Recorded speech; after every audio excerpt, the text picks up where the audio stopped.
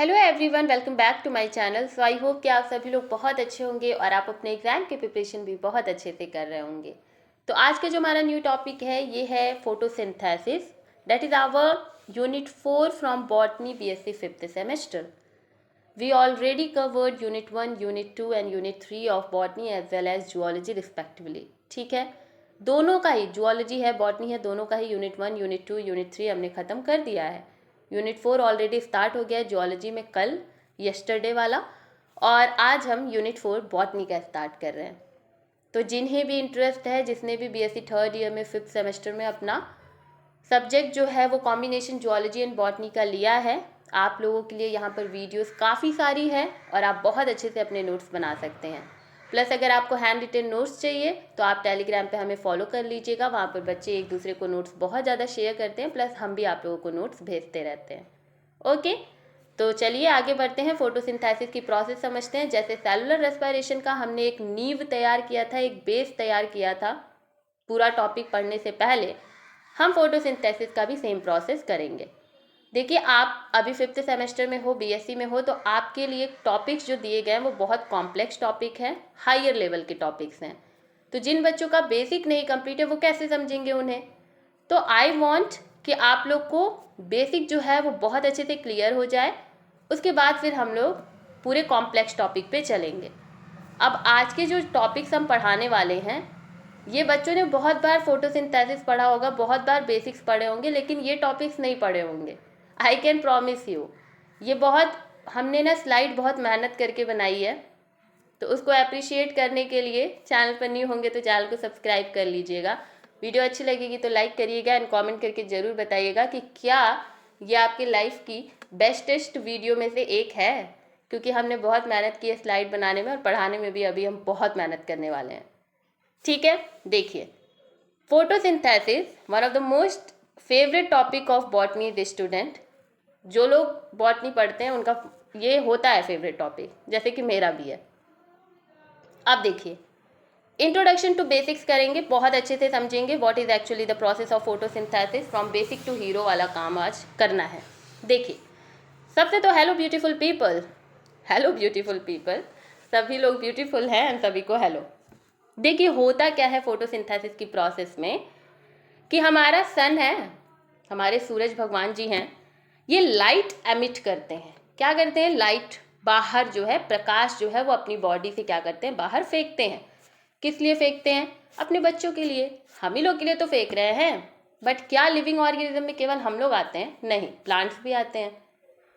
तो ये जो प्रकाश होता है, ये जो लाइट एनर्जी होती है, ये हमारे प्लांट्स के लिए बहुत ज़्यादा यूज़फुल है, बहुत ज़्यादा। क्यों यूज़फुल है? बिकॉज जैसे हमें खाना बनाने के लिए गैस चाहिए, गैस पे जो फ्लेम जल रही है, जो वो रोशनी है वो चाहिए, वैसे ही हमारे प्लांट को सूरज की रोशनी चाहिए अपना खाना बनाने के लिए। अब फोटोसिंथेसिस समझने के लिए आपको अपने किचन में जाना पड़ेगा। ठीक है, अब जाना कैसे पड़ेगा? इमेजिनरी। देखो, तुम्हें खाना बनाना होता है तो तुम्हें लाइट चाहिए, लाइट एनर्जी चाहिए। अब वो कई लोग क्या कहते हैं, आजकल इंडक्शंस पे बनाते हैं, तो तुम तो भी तो लाइट एनर्जी यूज़ कर रहे हो, इलेक्ट्रिसिटी वाली तो भी चाहिए। और अगर तुम एलपीजी का यूज़ कर रहे हो तो भी तुम जो फ्लेम देखते हो वो भी तुम्हारी लाइट एनर्जी है। तो तुम्हें चाहिए तो ऑब्वियसली प्लांट को भी चाहिए, वो भी तो लिविंग ऑर्गेनिज्म है। तो उससे जो लाइट है वो हम देखते हैं कि जो सन है वो लाइट एनर्जी प्रोवाइड कर देता है।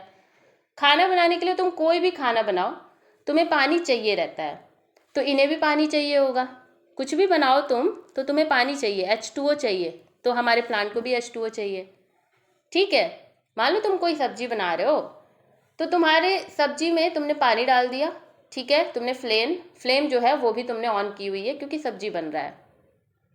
फिर देखो, then carbon dioxide is another, like हमारे लिए स्पाइसेस होते हैं वैसे इनके लिए कार्बन डाइऑक्साइड है।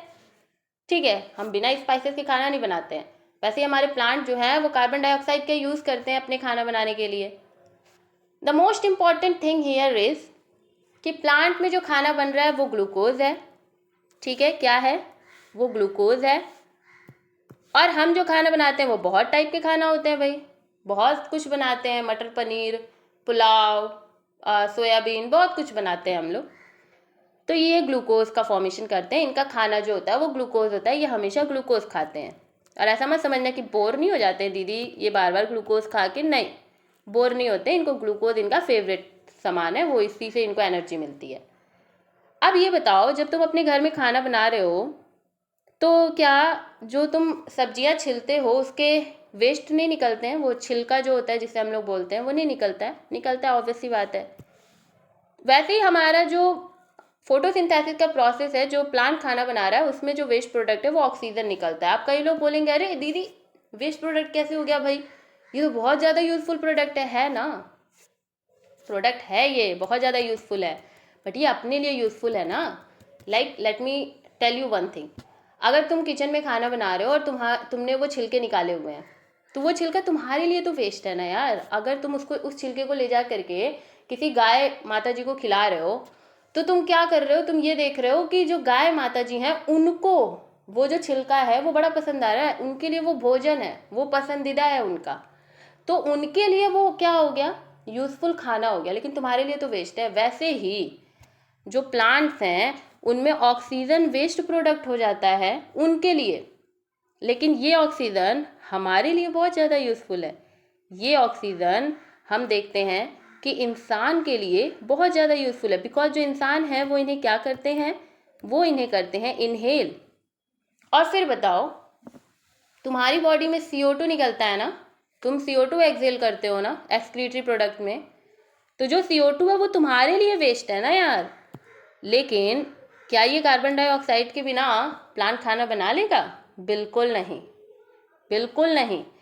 जैसे दही बनाने के लिए थोड़ी सी दही चाहिए होती है, वैसे ही ग्लूकोज बनाने के लिए तुम्हें कार्बन डाइऑक्साइड चाहिए। बिना कार्बन डाइऑक्साइड के तुम ग्लूकोज नहीं बना सकते हो। क्यों? हम प्रूफ कर रहे हैं भाई, देखो। क्योंकि अगर CO2 नहीं होगा तो तुम C6H12O6 कहाँ से बना लोगे? मेन यहाँ पे C जो है वो तुम कहाँ से लेके आओगे? वो तो तुम्हें यहीं से मिलेगा ना। तो बस यही याद रखना है कि जैसे दही नहीं होगी तो तुम दही नहीं बना पाओगे, वैसे ही कार्बन डाइऑक्साइड नहीं होगा तो तुम C6H12O6 नहीं बना पाओगे। That is our glucose. समझ गए? तो कॉन्सेप्ट समझ में आया तुम्हें कि क्या है?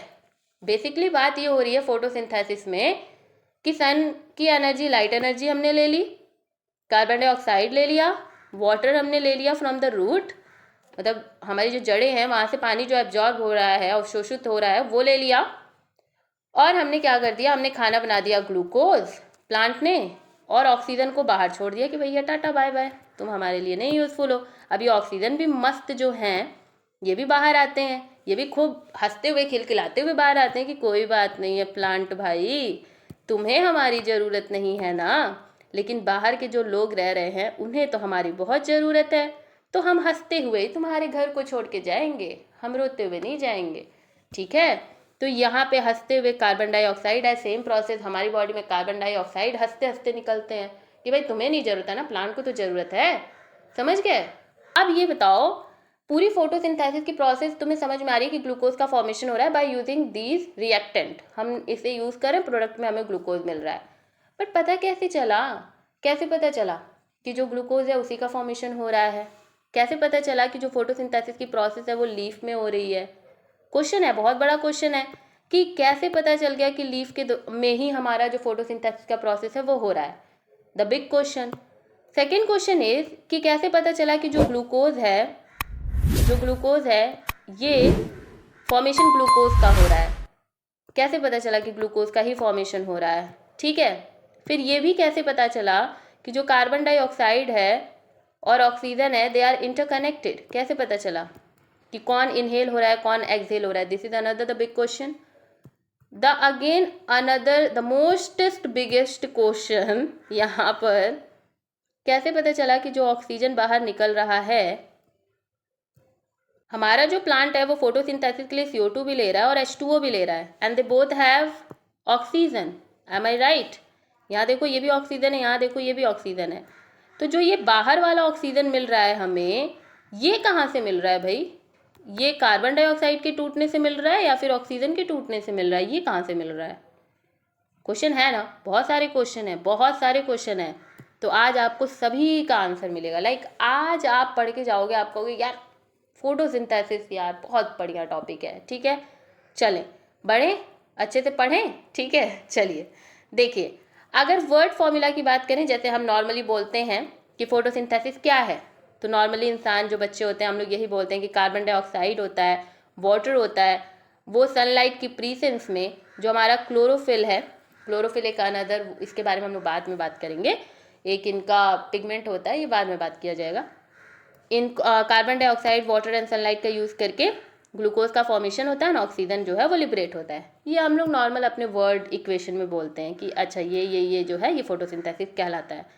लेकिन अगर हमें एक्चुअल जानना है तो हमें बैलेंस्ड केमिकल इक्वेशन जानना होता है। उसमें हम ये देखते हैं कि कार्बन डाइऑक्साइड के कितने मॉलिक्यूल होने चाहिए, 6 मॉलिक्यूल होने चाहिए। वाटर के कितने मॉलिक्यूल होने चाहिए, 6 मॉलिक्यूल होने चाहिए। तो फिर जो तुम्हारा ग्लूकोज बनेगा वो कितने मॉलिक्यूल का है और उसका क्या फॉर्मूला है, तो C6H12O6 और लिबरेट कितना हो रहा है, 6O2। ठीक है, अब बैलेंस कैसे हुआ देखो, हम तुम्हें फोटोसिंथेसिस का ना पूरा इक्वेशन बैलेंस करके दिखाते हैं। आई नो कि कुछ बच्चों को पता होगा लेकिन कुछ बच्चों को नहीं भी पता होगा, तो उनके लिए देखिए हमने क्या पढ़ा कि जो CO2 होता है वो H2O के साथ मिलता है, ठीक है, H2O के साथ मिलता है। सनलाइट की एनर्जी यहाँ पर होती है, किसकी एनर्जी होती है, ये सनलाइट की एनर्जी हो गई, एंड हमें मिल जाता है C6, वेट अ मिनट, हमें क्या मिल जाता है, C6H12O6, ठीक है, ये हमें मिलता है। और उसके अलावा हमें O2 मिलता है, ऑक्सीजन मिलता है। यही हमारा जो एक वर्बल चीज़ है कि जो बोलने वाली चीज़ है उसमें हम ये नॉर्मली बोलते हैं। बैलेंस्ड इक्वेशन के लिए हम ये देखते हैं कि यहाँ पर कार्बन कितना है, आप बता सकते हो, ये कार्बन 6 है और यहाँ पे कार्बन 1 है, तो आपको यहाँ पे कार्बन 6 करना पड़ेगा, जिसके लिए आपको यहाँ पे कार्बन जो है वो जोड़ना पड़ेगा। ठीक है, आपको कार्बन के लिए यहाँ पे मॉलिक्यूल्स जो है वो जोड़ने पड़ेंगे, तो यहाँ पे 6 हो जाएगा। तो अब यहाँ पे 6 कार्बन हो गया, लेकिन ऑक्सीजन तो 12 हो गया ना। देखो यहाँ पे ये O2 है और जब 6 में इसका मल्टीप्लाई करोगे तो ये 12 हो जाएगा। तो अभी हमने यहाँ पर हमने देखा कि 6 कार्बन है और 12 ऑक्सीजन है, ठीक है, समझ गए। उसके बाद यहाँ पे देखो H12 है, H के जो मॉलिक्यूल है वो 12 है और यहाँ पे तो 2 है, तो हमें किससे मल्टीप्लाई करना पड़ेगा 2 में कि 12 आ जाए, ऑब्वियसली बात है 6 का। अब यहाँ पर हम देख रहे हैं कि 12 हाइड्रोजन मिल गया जो कि कंप्लीट है, चलो, और हमें यहाँ पर ऑक्सीजन जो है वो 6 का यहाँ पे भी मल्टीप्लाई होगा तो यहाँ पे O6 हो जाएगा, जिसकी वजह से ऑक्सीजन भी जो है वो 6 हो जाएंगे। तो टोटल नंबर ऑफ कार्बन जो है वो 6 आ रहे हैं, जो कि हम देखते हैं कि क्लियर है, ये 6 है, ये भी 6 है, चलो ये क्लियर है। हाइड्रोजन का भी नंबर क्लियर है। अब ऑक्सीजन यहाँ पर 6 है लेकिन यहाँ पर ऑक्सीजन 18 है, 12 + 6 देखो तो 18 ऑक्सीजन है यहाँ पे, और हमें यहाँ पे 6 ही ऑक्सीजन दिख रहे हैं। और अगर हमने छेड़खानी की, इसमें 6 7 कुछ जोड़ा ग्लूकोज में, तो पूरा सिस्टम खराब हो जाएगा। तो यहाँ पर आप देखोगे कि ऑक्सीजन जो है वो भी लिबरेट हो रहा है, लेकिन उसके कितने मॉलिक्यूल लिबरेट हो रहे हैं, 18 में से 6 माइनस करो, तुम्हारे पास कितना आ जाएगा, ये 180 नहीं है बाबा, ये समझ लेना, ये 180 नहीं है, ये 18 में से 6 माइनस करो, क्योंकि यहाँ पे ये 6 वाला है, ये माइनस करो, तुम्हारे पास कितने हो जाएंगे, 12 तुम्हारे पास बचा कि 12 ऑक्सीजन यहाँ पर होना चाहिए, लेकिन है तुम्हारे पास O2, 2 ही मॉलिक्यूल हैं ऑक्सीजन के लिए, तो फिर अगेन तुम 2 में कितना मल्टीप्लाई करोगे कि 12 ऑक्सीजन आ जाए, 6, तो इसीलिए यहाँ पर तुम 6 लिख दोगे। ठीक है, समझ में आया। तो टोटल जो तुम्हें फॉर्मूला दिखेगा वो तुम्हें कुछ इस तरीके से दिखेगा कि 6CO2 + 6H2O is equal to C6H12O6 + 6O2। This is your photosynthetic का जो इक्विलिब्रियम इक्वेशन है वो आपका ये है। इक्विलिब्रियम क्या होता है, बैलेंस्ड इक्वेशन जो है, जहाँ पर रिएक्टेंट एंड प्रोडक्ट के मॉलिक्यूल्स एकदम बैलेंस्ड होते हैं, उसे हम इक्विलिब्रियम इक्वेशन बोलते हैं। तो ये आपके फोटोसिंथेसिस का इक्विलिब्रियम क्या हो गया, इक्वेशन हो गया। Am I clear with this point? Okay, आगे बढ़ते हैं। ओके, तो आपको ये बैलेंस्ड केमिकल इक्वेशन जो है, ये बैलेंस केमिकल इक्वेशन वो समझ में आ गया। 6CO2 6H2O in the presence of sunlight and chlorophyll, आपका जो ग्लूकोज है वो C6H12O6 एंड + 6O2 जो है वो रिलीज हो जाता है। ठीक है, ये समझ में आ गया बैलेंस्ड इक्वेशन। अब बढ़ते हैं कि फोटोसिंथेसिस क्या है और कहाँ कहाँ कैसे कैसे होती है। वीडियो लंबी बनेगी, हम पहले ही बता दे रहे हैं, देख लो। फोटोसिंथेसिस एक फिजियोकेमिकल प्रोसेस है जिसके द्वारा फोटोसिंथेटिक ऑर्गेनिजम्स जो होते हैं वो लाइट एनर्जी का यूज़ करते हैं। किस लिए? अपना ऑर्गेनिक फूड मतलब कि खाना बनाने के लिए। क्या बनाने के लिए? ऑर्गेनिक कंपाउंड, जो कि हमारा ग्लूकोज जो है ये ऑर्गेनिक कंपाउंड है, ठीक है। तो अपना खाना ये जो है वो ऑर्गेनिक कंपाउंड बनाने के लिए लाइट एनर्जी का यूज़ करते हैं। कौन यूज़ करता है? ऐसे ऑर्गेनिज्म जो फोटोसिंथेसिस की प्रोसेस कर सकते हैं। अब इन ऑर्गेनिज्म को हम फोटोसिंथेटिक ऑर्गेनिज्म कहेंगे, और ये हम आपको बताएंगे कि फोटोसिंथेटिक ऑर्गेनिज्म जो हैं वो और अलग ऑर्गेनिज्म से कैसे डिफरेंशिएट हैं, कैसे अलग हैं वो, ये चीज़ हम अभी आपको बताएंगे, ठीक है। तो फोटोसिंथेटिक ऑर्गेनिज्म जो है वो लाइट एनर्जी को यूज़ करते हैं अपना खाना बनाने के लिए। इस प्रोसेस को हम फोटोसिंथेसिस कहते हैं। फोटोसिंथेटिक ऑर्गेनिज्म दो चीज़ें करते हैं। पहले तो वो लाइट एनर्जी को केमिकल एनर्जी में चेंज करते हैं, जो उन्हें सनलाइट की जो लाइट एनर्जी मिल रही है उसे वो ला करके पूरा एक केमिकल एनर्जी में चेंज करते हैं। उसके बाद NADPH एंड ATP अब उसका यूज़ करते हैं, एंड इस केमिकल जो इन्होंने केमिकल बनाया है उसे रेड्यूस करके ऑर्गेनिक कंपाउंड बना लेते हैं। समझ में आ रहा है? जैसे हम क्या बोल रहे हैं कि फोटोसिंथेटिक ऑर्गेनिज्म है, ठीक है, उन्होंने क्या किया? लाइट एनर्जी को ट्रैप किया जो उन्हें सनलाइट से मिल रही है। उस लाइट एनर्जी को लेते ही इन्होंने क्या किया? अपने अंदर केमिकल रिएक्शंस किए और इस एनर्जी को केमिकल एनर्जी में चेंज कर दिया। फिर जैसे इस केमिकल एनर्जी में चेंज किया तो उसमें भाई कुछ तो लग रहा होगा, कोई एनर्जी तो लग रही होगी ना चेंज करने में। तो किसका यूज़ कर रहे हैं? NADPH एंड आपका ATP, जो कि आपको कहाँ से मिला है? सेलुलर रेस्पायरेशन से। हमने आपको पढ़ाया था कि ATP का प्रोडक्शन सेलुलर रेस्पायरेशन में ETS के टाइम पे हो रहा था ना, वहीं से ये एनर्जी जो है वो आपको मिलती है, ठीक है। तो NADPH एंड ATP का यूज़ करके ये क्या करते हैं? जो कार्बन डाइऑक्साइड, जैसे हमने बोला ना दही के बिना दही नहीं बनेगी, वैसे ही कार्बन डाइऑक्साइड के बिना ग्लूकोज नहीं बनेगा। तो किसका यहाँ पर रिडक्शन होगा? किसको रेड्यूस करेगा हमारा NADPH एंड ATP? रेड्यूस किसको करेंगे? कार्बन डाइऑक्साइड को। उस एनर्जी जो है NADPH एंड ATP ये क्या करते हैं? रेड्यूस कर देते हैं कार्बन डाइऑक्साइड को, और ग्लूकोज का फॉर्मेशन हो जाता है जो कि एक ऑर्गेनिक कंपाउंड है। ओके, टेक द स्क्रीनशॉट, ठीक है, इस स्लाइड का। अब हम लोग नेक्स्ट पे चलते हैं। प्रकाश संश्लेषण जीव NADPH एंड ATP का उपयोग करके प्रकाश ऊर्जा को रासायनिक ऊर्जा में बदलते हैं, ठीक है, ये पॉइंट हमने आपको बताया।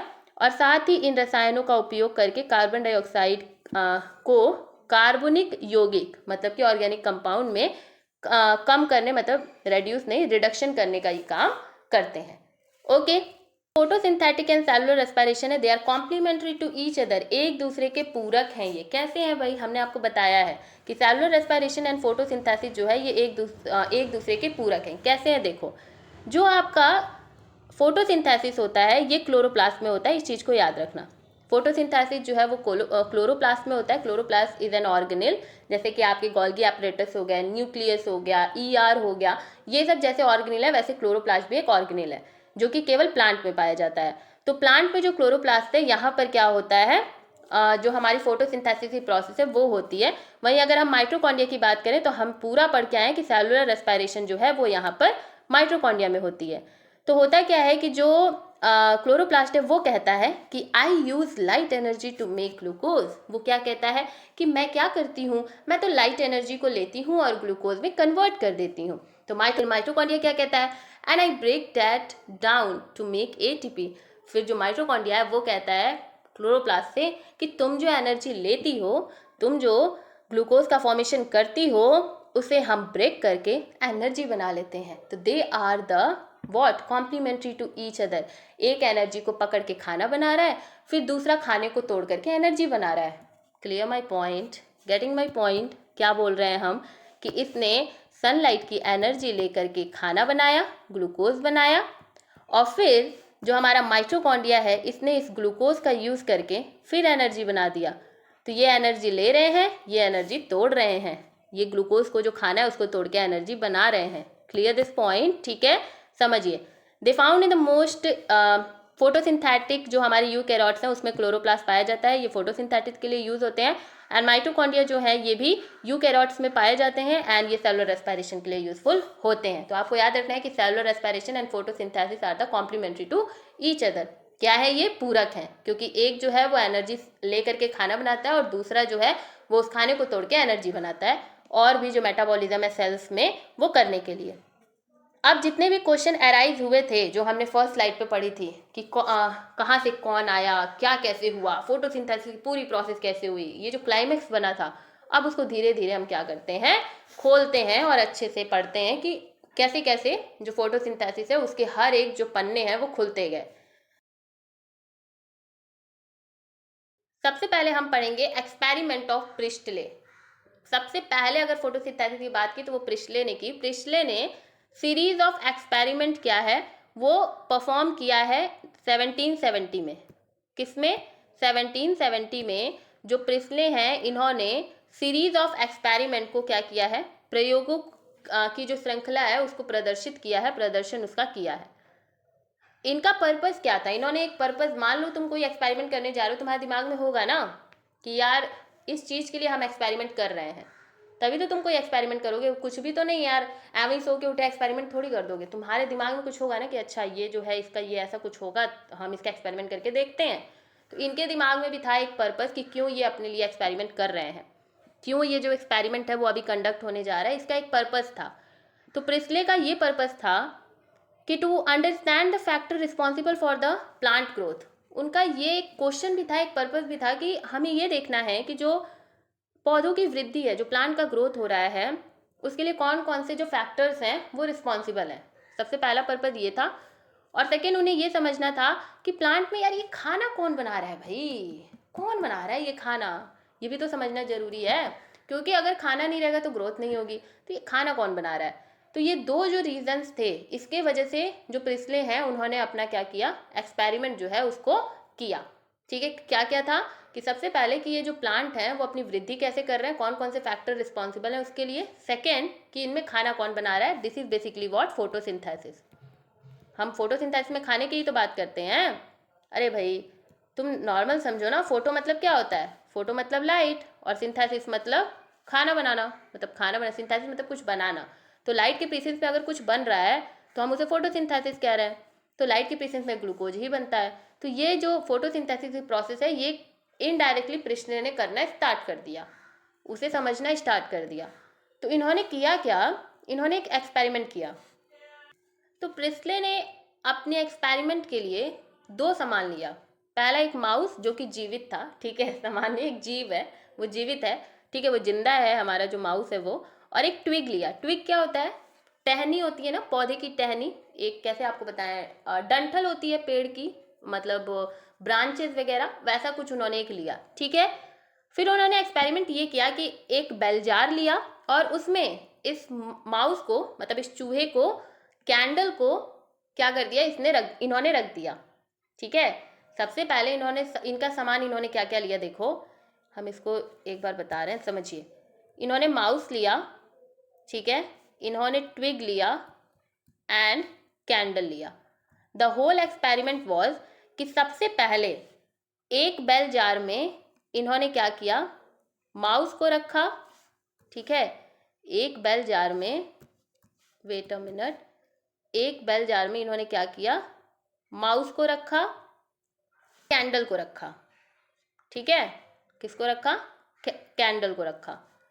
अब ये कैंडल जल रही थी, ऑब्वियसली जल रही थी भाई, तो ये कैंडल जो है ये जल रही थी, और माउस को रखा।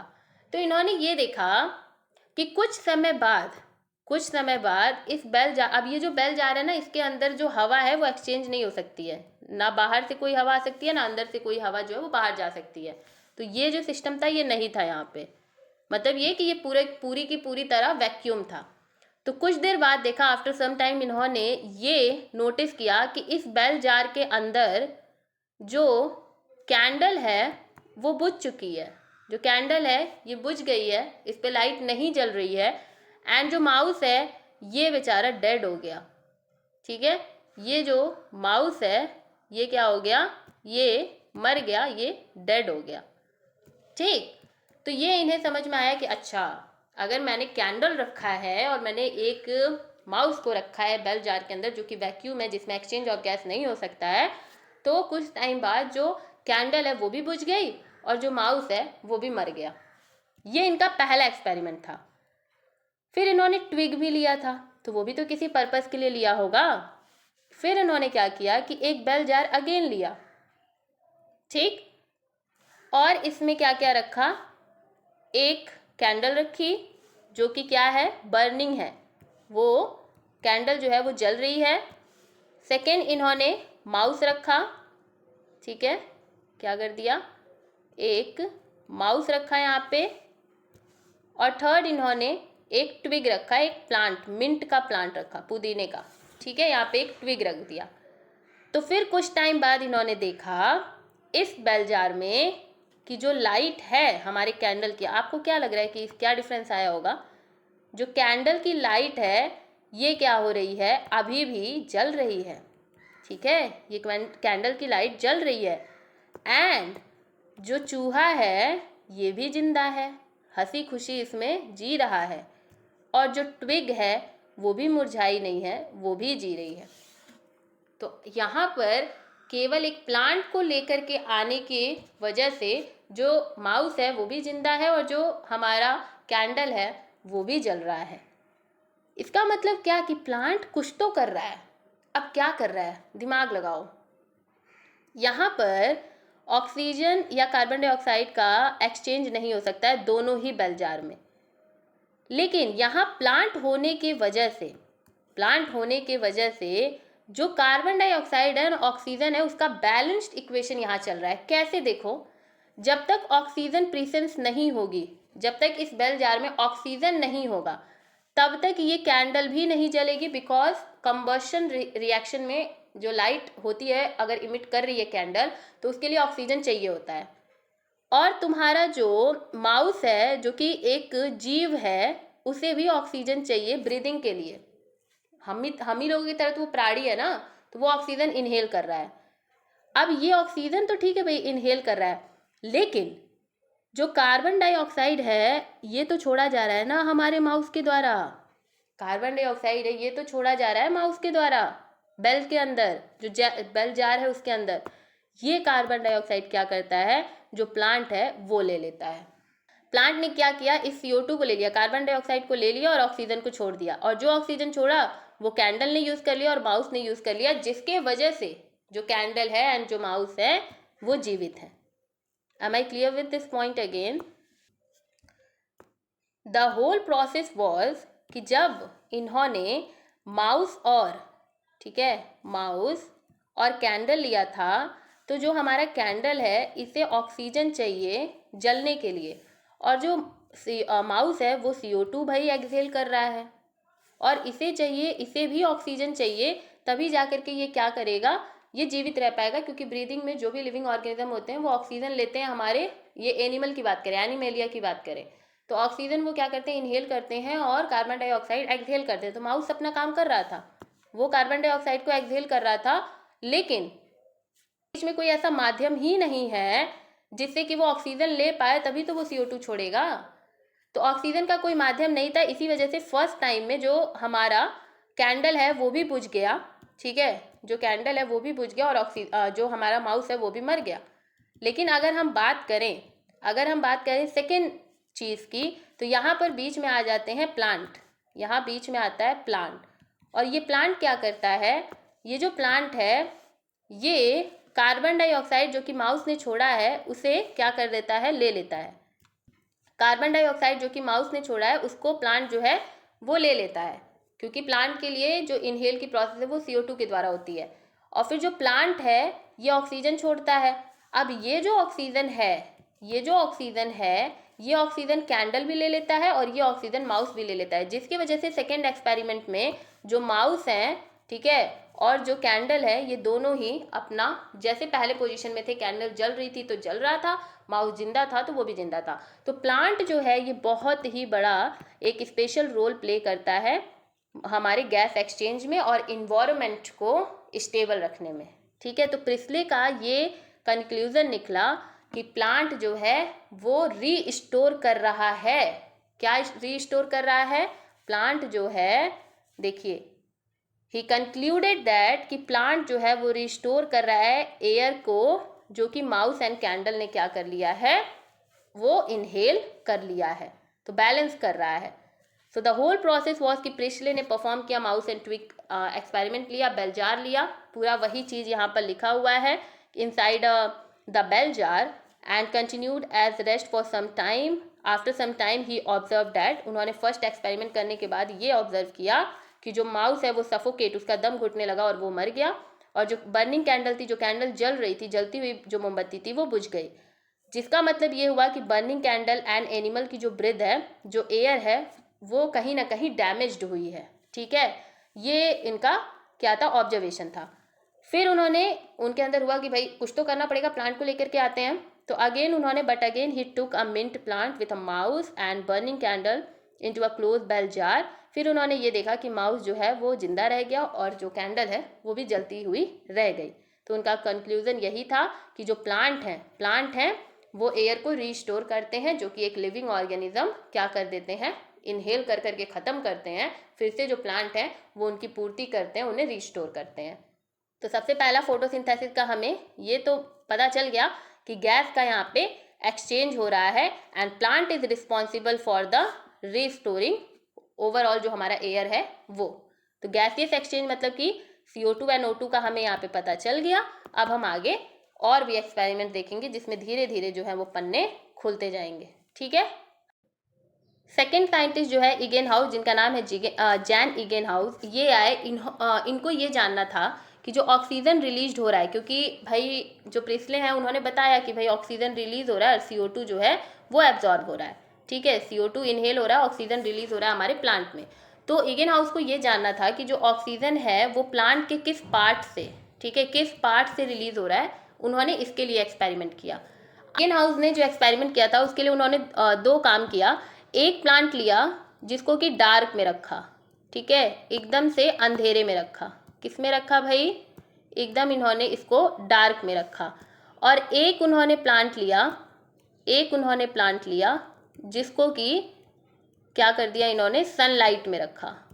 ठीक है, एक मिनट, क्या किया, इसको सनलाइट में रखा। तो कुछ समय बाद जो हमारे प्रिस्ले थे उन्होंने ये देखा कि जो डार्क में प्लांट्स रखे गए हैं उनका जो ग्रीन पार्ट है उस पर कोई भी बबल या ओवरऑल पूरे प्लांट पे कहीं भी बबल वगैरह नहीं दिखाई दे रहा है। लेकिन जो सनलाइट के अंदर प्लांट्स रखे गए हैं उसके नीचे जो रखे गए हैं उस पर छोटे छोटे ऐसे बबल्स दिखाई दे रहे हैं, वो भी केवल से केवल ग्रीन पार्ट पे। किस पे, ग्रीन पार्ट पे।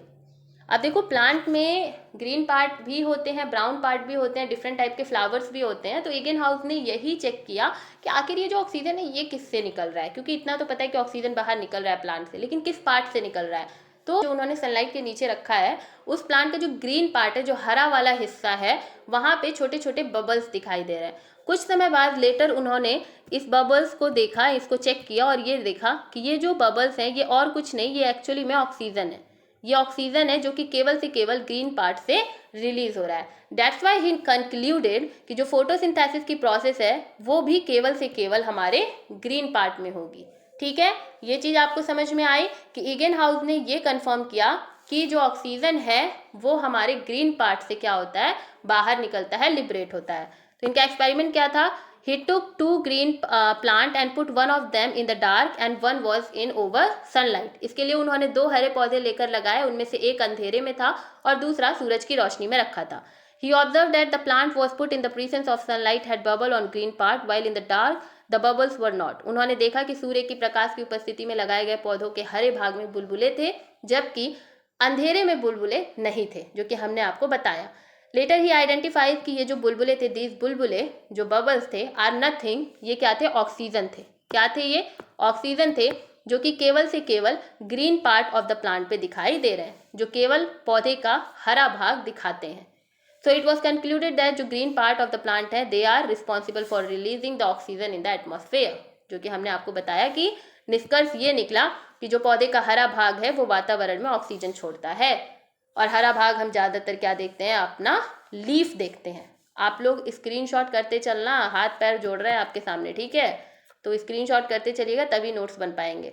तो हमने प्रिस्ले पढ़ लिया, हमने इगेन हाउस पढ़ा, जहाँ पर हमें ये पता चला कि he indirectly also said that photosynthesis की जो प्रोसेस होती है वो क्लोरोफिल की प्रेजेंस में होती है। Sunlight as well as chlorophyll जो है ये इंपॉर्टेंट है हमारे फोटोसिंथेसिस की प्रोसेस के लिए।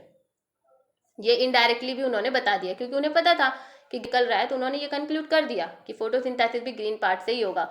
एंड ग्रीन जो पार्ट है वो ओनली बिकॉज जब प्रेजेंस होती है क्लोरोफिल की हमारे प्लांट में, जिस पार्ट पे क्लोरोफिल प्रेजेंट होगा वही पार्ट जो प्लांट का होता है वो ग्रीन होता है।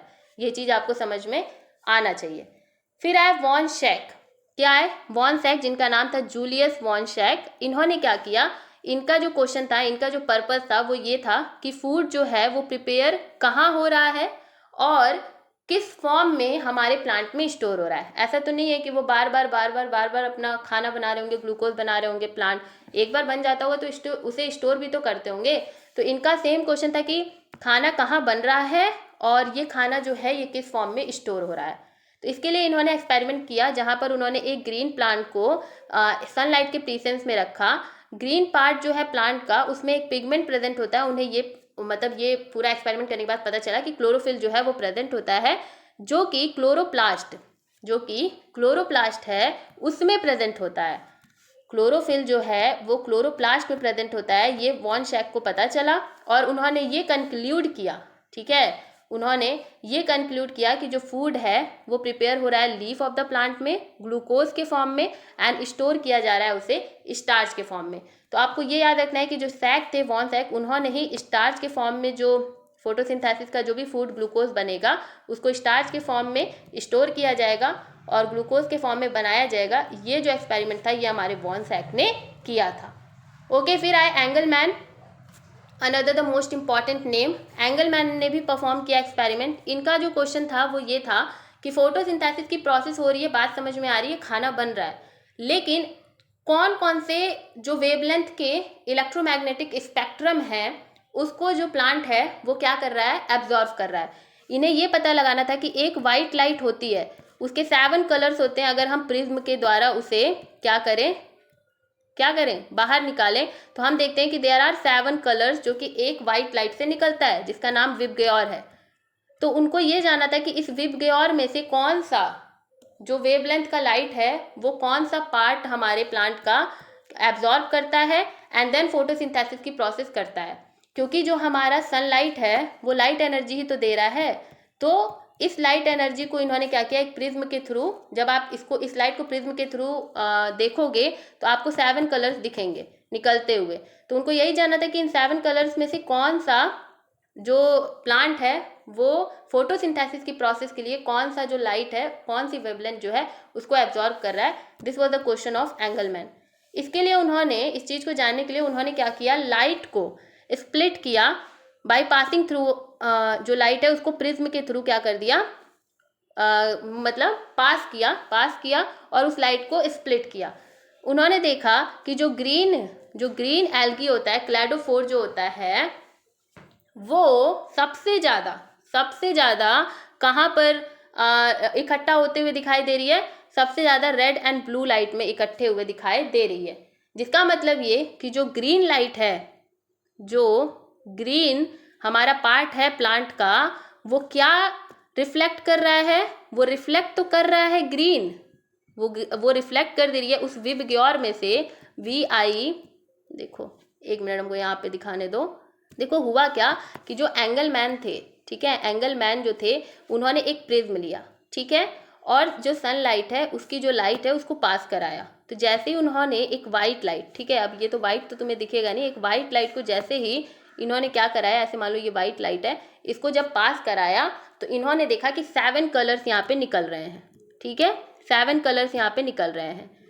ठीक, पहला भाई विबग्योर मतलब वायलेट, ठीक है, फिर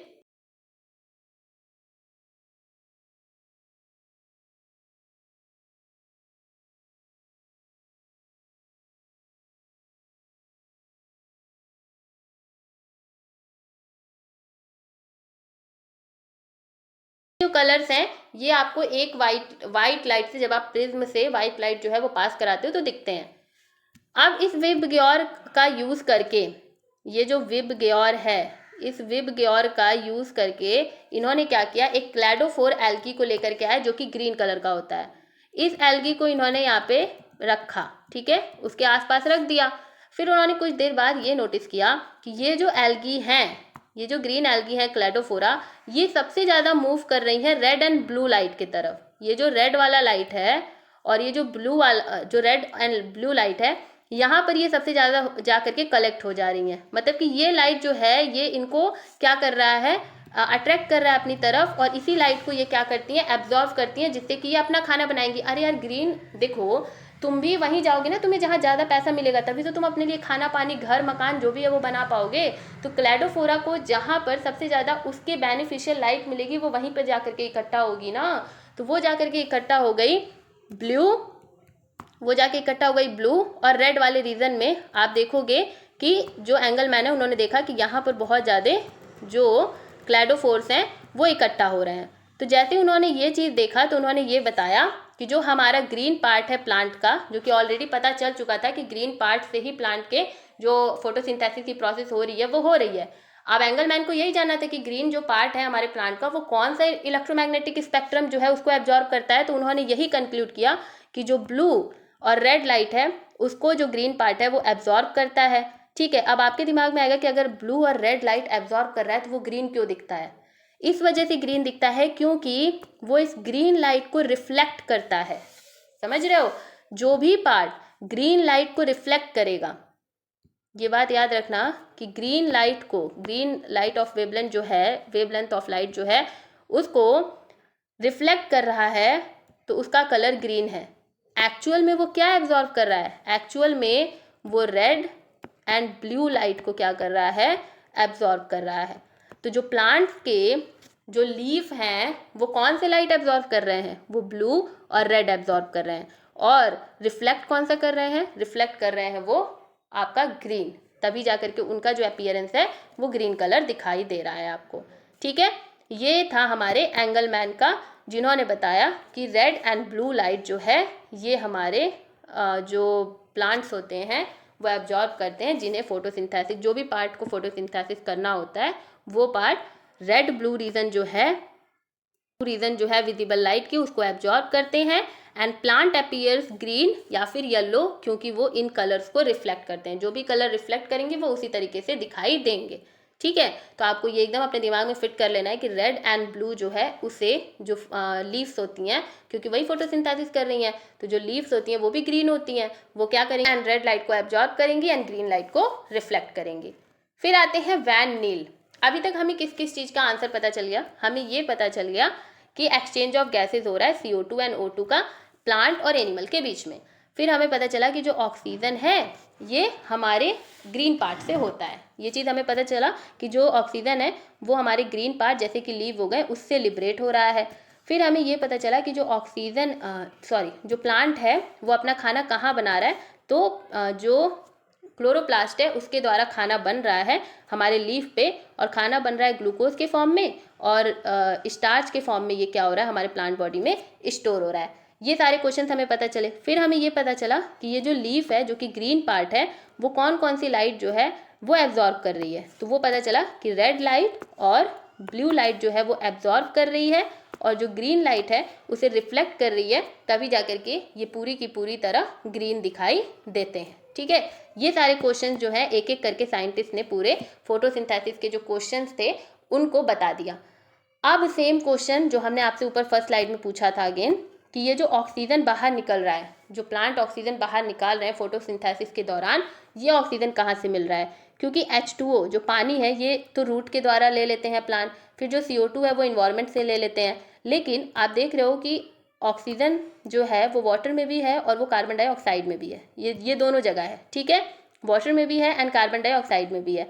तो फिर ये ऑक्सीजन कहाँ से आ रहा है, ये H2O से आ रहा है या फिर CO2 से आ रहा है, ये चीज़ आपको पता चलना है कि H2O की टूटने से वजह से आपको ऑक्सीजन बाहर इन्वायरमेंट में दिख रहा है, या फिर जो कार्बन डाइऑक्साइड है उसके टूटने की वजह से।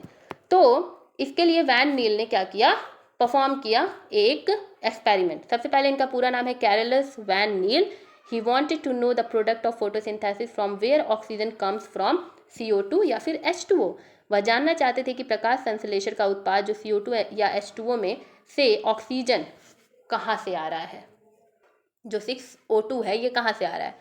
इसके लिए उन्होंने क्या किया, he replace H2O with H2S in the presence of photosynthesis. इन्होंने क्या किया ना, सल्फर कंटेनिंग एक बैक्टीरिया लिया और उसके ऊपर ये प्रोसेस की।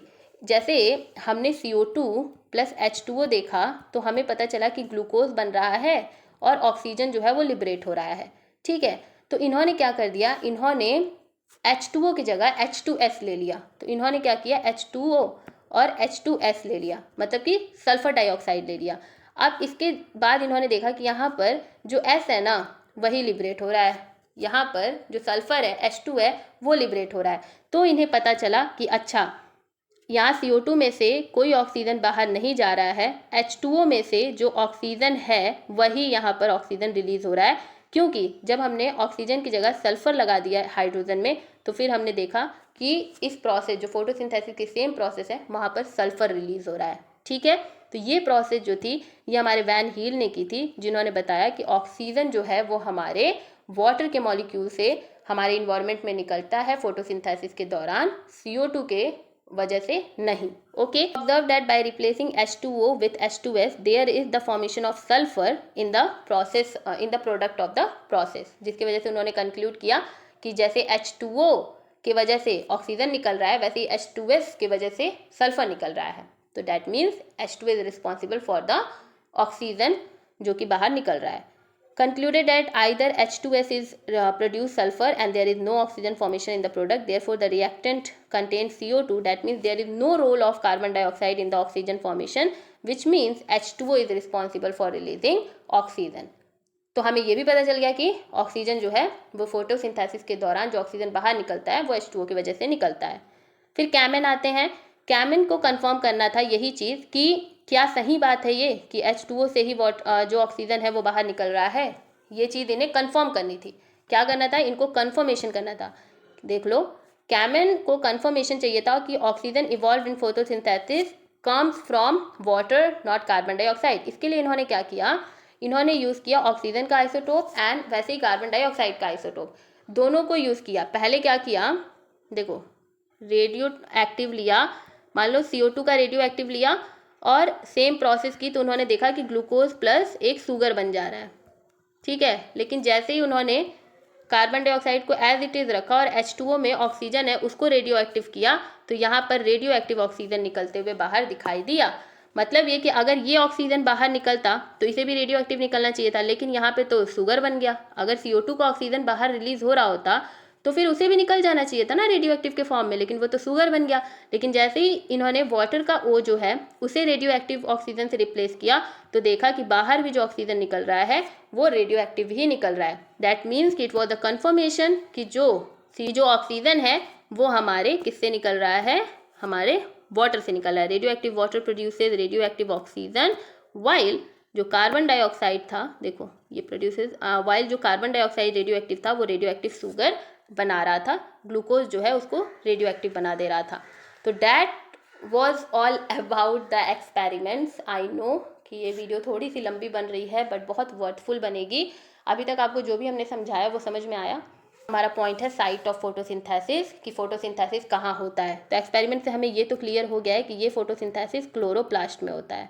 ठीक है, क्या हो गया कि ये फोटोसिंथेसिस क्लोरोप्लास्ट में हो गया है। तो अब हम क्लोरोप्लास्ट के बारे में पढ़ेंगे। ठीक है, देखिए फोटोसिंथेसिस जो है ये क्लोरोप्लास्ट में अकर होता है, which is the double membrane bound organelle.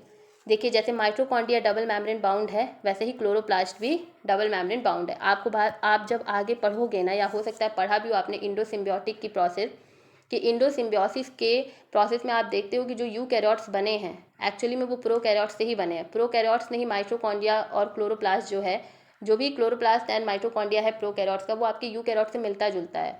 तो आप देखोगे कि प्रोकैरियोट्स से ही हमारे यूकैरियोट्स इवॉल्व हुए हैं जब आप ओरिजिन ऑफ लाइफ पढ़ोगे। तो इसी वजह से जो हमारे माइटोकॉन्ड्रिया एंड जो हमारे क्लोरोप्लास्ट हैं दे आर वेरी सिमिलर। इनके पास अपना अपना DNA होता है, they are double membrane bound. ठीक है, एक सेलुलर रेस्पिरेशन कर रहा है, एक आपका फोटोसिंथेसिस कर रहा है, एक खाना बना रहा है, एक एनर्जी बना रहा है। दोनों जो सबसे बड़े काम हैं किसी लिविंग ऑर्गेनिज्म को जिंदा रखने के लिए, वो दोनों जो काम रिस्पॉन्सिबिलिटी है ये दोनों उठा रहे हैं, बिकॉज दोनों जो हैं ये बड़े इंटरलिंक हैं एक दूसरे से। ठीक है, जब आप ओरिजिन ऑफ लाइफ पढ़ोगे तो वहाँ पे आपको पता चलेगा। देखिए जो फोटोसिंथेसिस अगेन वो क्लोरोप्लास्ट में होता है, मेम्ब्रेन बाउंड स्ट्रक्चर होता है ये क्लोरोप्लास्ट। अब देखो स्ट्रक्चर की अगर बात करें तो इसमें कुछ पार्ट्स पाए जाते हैं, जैसे कि अगर इनके पार्ट्स की हम बात करें तो they are is the stroma, जो कि लिक्विड पार्ट होता है। हर ऑर्गेनेल में एक लिक्विड पार्ट होता है, तो स्ट्रोमा यहाँ का लिक्विड फ्लूइड पार्ट है। फिर यहाँ पे थाइलाकॉइड्स होते हैं जो कि आपको क्वाइन के रूप में दिखेंगे, ऐसे क्वाइंस के रूप में आपको दिखेंगे, ठीक, अलग अलग ऐसे क्वाइंस के रूप में थाइलाकॉइड दिखेंगे। लेकिन जब ये थाइलाकॉइड ऐसे स्टेक्स में होंगे, ठीक है, ऐसे स्टेक्स में होंगे, मतलब कि एक के ऊपर एक के ऊपर एक के ऊपर क्वाइन जो रख दिया जाता है, उस तरीके का एक स्टेक, एक बंडल बन जाता है, उस तरीके से होंगे, तो उन्हें हम ग्रैना कहते हैं। तो ये जो थाइलाकॉइड होते हैं, जब इनको एक के ऊपर एक बंडल में स्टैक्स में रखा जाता है तो इसे ग्रैनम बोलते हैं, मतलब एक पूरा एक स्टेक ऑफ थाइलाकॉइड। और फिर बहुत सारे यहाँ पे ग्रैनम बनते हैं, और उन ग्रैनम को जोड़ता कौन है, जो हमारा लैमिला है वो इसको जोड़ता है। और एक आउटर मेम्ब्रेन होती है, फिर एक इनर मेम्ब्रेन होती है, और ये अंदर का स्ट्रक्चर होता है। अगर आपको कॉपी में बनाना हो तो आप कुछ इस तरीके से बनाओगे। देखो, हम आपको बना के दिखाते हैं। This is the outer membrane, okay, and this is the inner membrane of chloroplast. ठीक है, हमने पढ़ा कि थाइलाकॉइड प्रेजेंट है, तो यहाँ पर आपको ऐसे, एक मिनट, सबसे पहले हमें मैट्रिक्स बनाना होगा, वेट। तो सबसे पहले हम यहाँ पे आपको मैट्रिक्स बना करके दिखा देते हैं। This is the matrix, wait a minute. तो this is the matrix, fluid वाला पार्ट जो कि आप स्ट्रोमा देखते हो। ठीक है, थोड़ा सा इस सेकेंड लेयर को हम अच्छे से कर दें, ठीक है। फिर ये मैट्रिक्स आपने देख लिया। फिर आपको हमने बताया थाइलाकॉइड जो कि डिस्क शेप के होते हैं, तो ये डिस्क शेप के, मान लीजिए ये हो गए थाइलाकॉइड। अब हमने बताया कि ये हमेशा स्टैक्स में प्रेजेंट होते हैं, तो स्टैक्स में आप कुछ इस तरीके से बनाओगे, ये हो गए स्टैक्स में, ठीक है, जिनको आप ग्रैनम अब बोल दोगे, क्योंकि stacks of thylakoid are the granum. फिर इनको जोड़ता कौन है, लैमिना जोड़ता है, तो आप इस तरीके से जोड़ता हुआ दिखा दोगे। तो this is the lamina, this is your stroma, this is the granum, and अगर एक थाइलाकॉइड की बात करें तो दिस इज़ द थाइलाकॉइड। ठीक है, अब यहाँ पर जो फोटो सिस्टम आप पढ़ते हो, थाइलाकॉइड में ही पढ़ते हो, और थाइलाकॉइड का ये जो मेम्ब्रेन है, थाइलाकॉइड का जो मेम्ब्रेन है, इसका स्ट्रक्चर भी अभी हम आपको बना के दिखाएंगे। तो इस स्ट्रक्चर में ही आप देखते हो कि फोटो सिस्टम्स प्रेजेंट होते हैं, जो कि फोटो सिस्टम भी प्रेजेंट होता है, और प्लस आपके जो पिगमेंट्स होते हैं फोटोसिंथेटिक, वो भी प्रेजेंट होते हैं, जो कि फोटोसिंथेसिस की प्रोसेस कराते हैं। समझ में आया? तो इस क्लोरोप्लास्ट जो है, इसमें आप देखते हो कि फोटोसिंथेसिस की प्रोसेस होती है पूरी तरीके से, ठीक है। क्योंकि बाद में जब आप C3 एंड C4 पढ़ोगे तो वहाँ पे आप स्टोमा का भी काम देखोगे कि स्टोमा में भी कुछ ना कुछ चल रहा है, और फिर आपके जो थाइलाकॉइड्स हैं उसमें भी चल रहा है, ठीक है। तो इसीलिए ओवरऑल हम क्लोरोप्लास्ट को बोलते हैं कि they are responsible for our photosynthesis process. अब देखिए, स्टोमा जो है वो जेली लाइक प्रोटीनिशियस फ्लूइड होती है, प्रोटीन से भरपूर एक फ्लूइड होती है, और यहाँ स्टोमा में आपको DNA एंड राइबोसोम दिखाई देता है। हमने बताया कि माइटोकॉन्ड्रिया के पास भी अपना DNA होता है और राइबोसोम होता है, वैसे ही क्लोरोप्लास्ट के पास भी अपना DNA एंड राइबोसोम होता है, ठीक है। उसके बाद दे हैव एंजाइम जो कि शुगर बनाते हैं, डेट इज़ आवर ग्लूकोज। इनके पास एंजाइम होता है जो कि ग्लूकोज का फॉर्मेशन करते हैं। थाइलाकॉइड की बात करें तो ये प्रेजेंट होते हैं स्ट्रोमा में, और डिस्क क्वाइन के जो सिक्का होता है उसके तरह ये दिखाई देते हैं, और ये कंटेन करते हैं क्लोरोफिल, जिसके वजह से जितने भी लीव होती हैं वो ग्रीन होती हैं, only because of the presence of chlorophyll. Chlorophyll जो है वो आपको ग्रीन कलर जो है वो देता है, ओके। ग्रैना की बात करें तो ग्रैना, थाइलाकॉइड जो है उनको एक के ऊपर कॉइन की तरह बंडल में रख दो तो वो आपका ग्रैना स्ट्रक्चर बन जाता है। वैसे ही स्टोमा लैमिला जो कि कनेक्ट करते हैं दो थाइलाकॉइड को। इसके अलावा थाइलाकॉइड का जब आप स्ट्रक्चर पढ़ोगे, अभी हम आपको पढ़ाएंगे, तो उसमें आप फोटोसिंथेटिक पिगमेंट्स देखोगे, जो कि थाइलाकॉइड के मेम्ब्रेन, हमने बताया था ना ये थाइलाकॉइड है तो इसका ये मेम्ब्रेन जो है, इसमें जो है वो फोटोसिंथेटिक जितने भी आपके पिगमेंट्स होते हैं, जो यूनिट्स होती हैं वो प्रेजेंट होते हैं, जो कि फोटोसिंथेसिस की प्रोसेस कराते हैं। अगर हम थाइलाकॉइड की बात करें, देख लीजिए पहले एक ये स्ट्रक्चर हमने आपको भेजा था टेलीग्राम पे कि इसको देख के आना, पढ़ के आना। देखो, this is like a leave, तो हम लीव को क्या करते हैं ना, बीच में से डाइसेक्ट कर रहे हैं, ठीक है, एकदम पतला बीच में से डाइसेक्ट कर रहे हैं। तो हम देखते हैं कि एक नीचे की साइड होती है और एक ऊपर की साइड होती है, और बीच में आप देखते हो क्लोरोफिल। ये जो पार्ट है, वेट, ये जो पार्ट है दिस इज योर क्लोरोफिल, ठीक है। ये पूरा ऐसे फैला होता है, इन दोनों के बीच में सैंडविच की तरह ये क्या होता है, भरा होता है।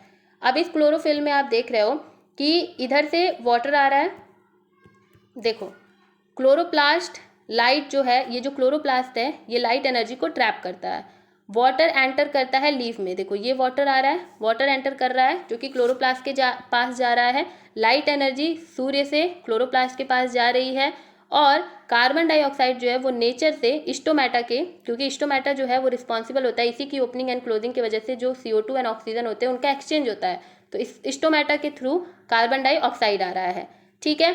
तो इन कार्बन डाइऑक्साइड आ गया, वाटर आ गया, क्लोरोफिल ऑलरेडी यहाँ पे प्रेजेंट है, उसके बाद सनलाइट भी आ गई, तो अब तो हमारा जो ग्लूकोज है वो बनेगा ही बनेगा। तो शुगर जो यहाँ पर है लीफ में वो बन जाता है और मस्त इनका जो खाना है वो आराम से बनता रहता है। ठीक है, जो हमारे लीफ हैं उसमें खाना जो है वो बनता रहता है। तो आपको पता चला कि क्लोरोफिल पहले से ही है। वाटर आप देख रहे हो कि वाटर जो है वो हमारे रूट से आ जा रहा है। ठीक है, ये वाटर मान लो रूट से आ गया, ये एनर्जी यहाँ सन से आ गई, कार्बन डाइऑक्साइड स्टोमेटा से आ गए, तीनों मिला करके जो खाना है वो मस्त अपना जो लीफ है उसमें बना देते हैं।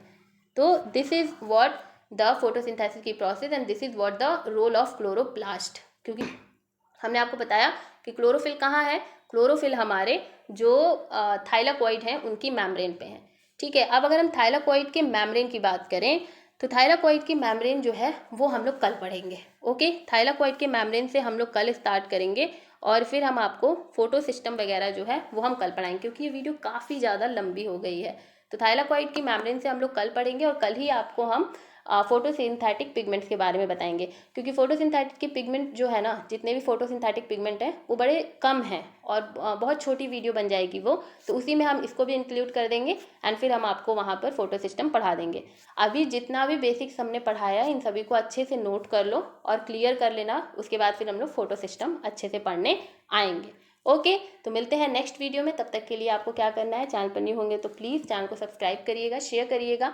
बहुत मन कर रहा है कि जल्दी से जल्दी 100K हो जाए, तो उसमें आप हेल्प करिए और मिलते हैं नेक्स्ट वीडियो में। तब तक के लिए आप हंसते रहिए, मुस्कुराते रहिए, चैनल को सब्सक्राइब करते रहिए।